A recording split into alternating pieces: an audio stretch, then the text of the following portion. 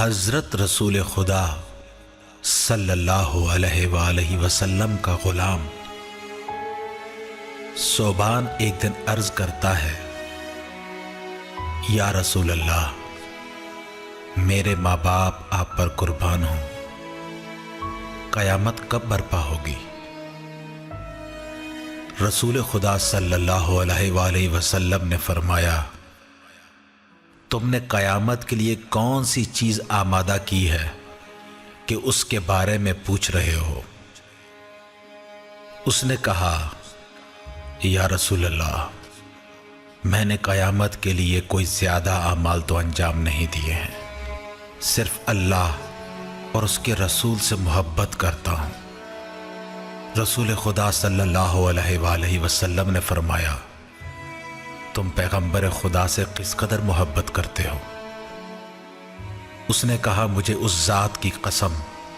جس نے آپ کو پیغمبر بنا کر بھیجا ہے،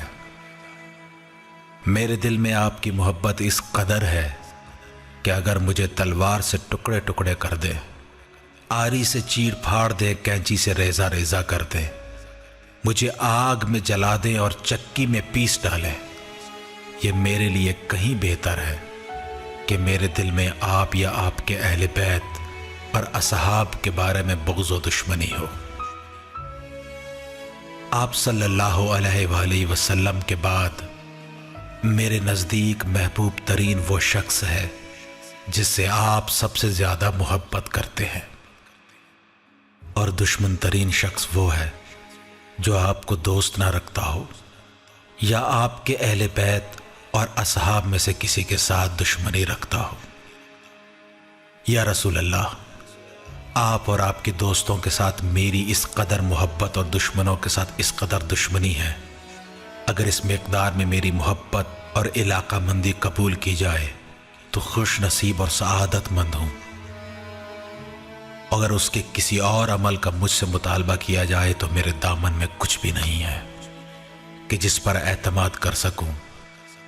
میں آپ کے اہل بیت اور اصحاب سے محبت کرتا ہوں، اگرچہ ان کی طرح کہ اعمال بجا لانے کی طاقت و توانائی نہیں رکھتا۔ رسول خدا صلی اللہ علیہ وآلہ وسلم نے فرمایا، میں تمہیں بشارت دیتا ہوں، کیونکہ روز قیامت ہر کوئی اسی کے ساتھ محشور ہوگا جسے دوست رکھتا ہوگا۔ اے صوبان،